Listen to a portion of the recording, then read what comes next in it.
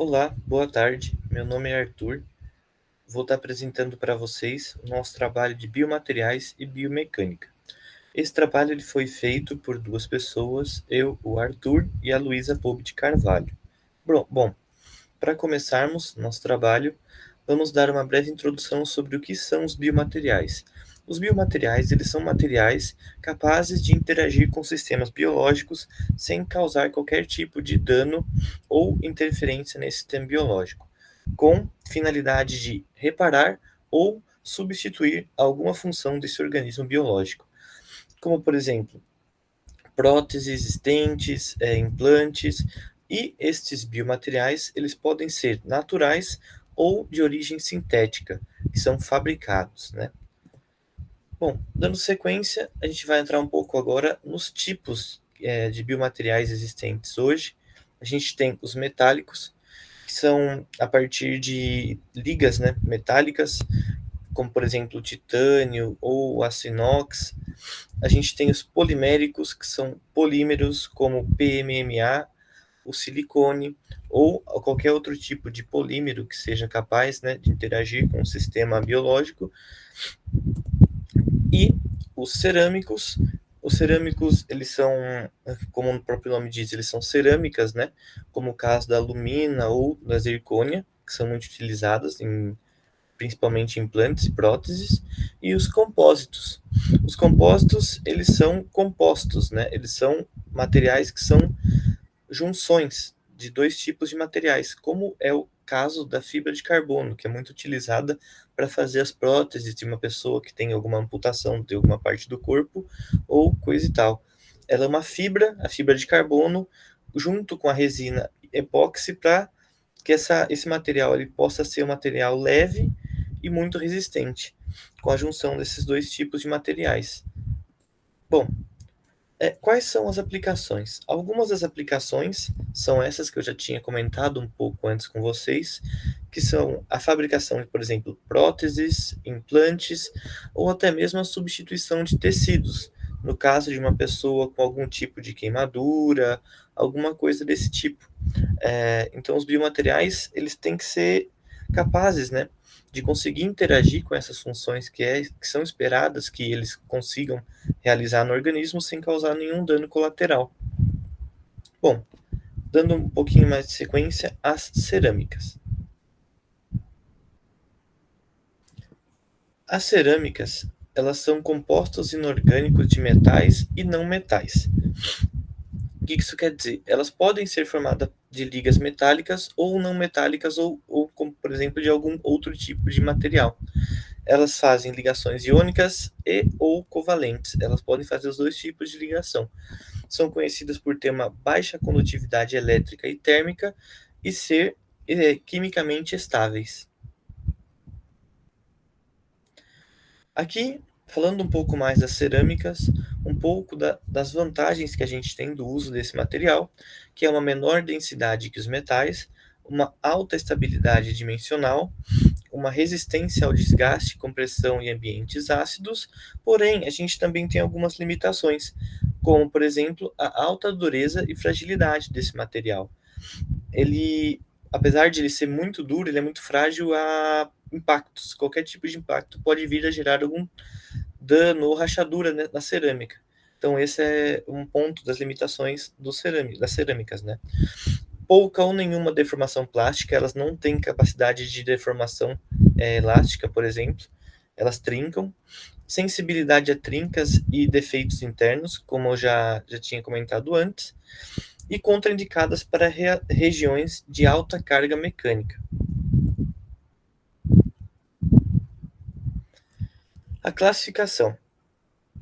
Elas podem ser bioabsorvíveis, como por exemplo fosfato tricálcio, sulfato de cálcio. Eles podem ser degradados pelo corpo e substituídos por tecidos novos, estáveis a longo prazo com baixa liberação de resíduos. Elas podem ser também bioativas, hidro, hidroxiapatita, biovidros, vitrocerâmicas, e as bioativas também estimulam respostas regenerativas dos tecidos. As bioinertes, como o caso da alumínio e da zircônia, Elas não reagem com tecido e são muito bem toleradas.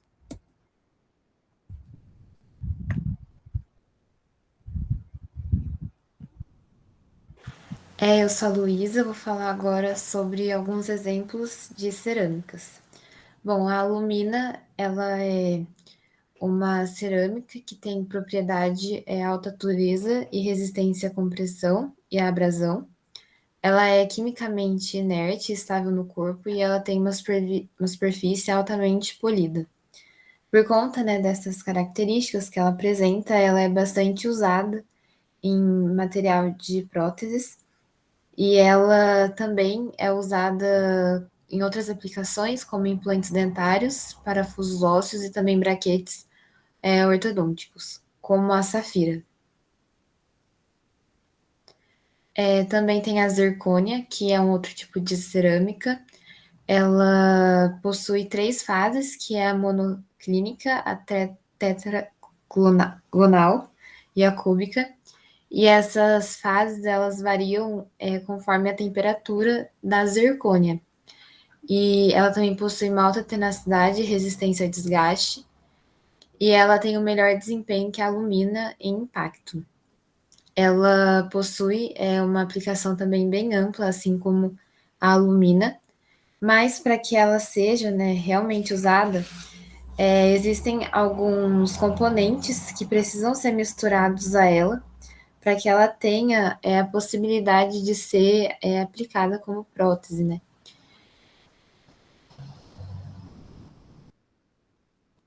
Em terceiro, tem os fosfatos de cálcio, que eles são semelhantes à apatita óssea e eles também têm como função ser bioativos e biocompatíveis.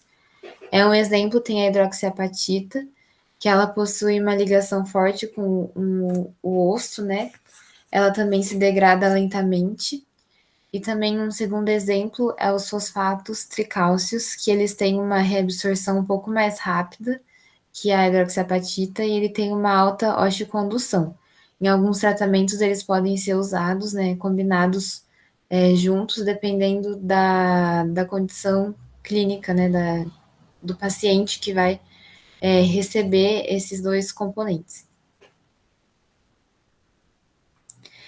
E, por fim, um último exemplo que a gente trouxe são dos biovidros, que eles formam também hidroxiapatita na superfície do, do organismo, né? Eles têm uma alta bioatividade e integração óssea, e também os vitrocerâmicos, que são biovidros cristalizados. Um exemplo é o Ceravital e o biosilicato. Eles têm uma melhor resistência mecânica e eles também têm uma bioatividade controlada conforme a sua composição. Bom, a conclusão, né, desse vídeo é de que os biomateriais, eles têm diversas funções, eles desempenham, né, funções que são fundamentais na saúde, fazendo com que novas técnicas, né, sejam colocadas dentro da medicina e também em tratamentos odontológicos. E as cerâmicas, em especial, elas se destacam por conta das suas propriedades que são próprias dela, como alta dureza, resistência à compressão e estabilidade química, ainda que existam algumas limitações associadas a ela. E é isso. Essas são as nossas referências e obrigada.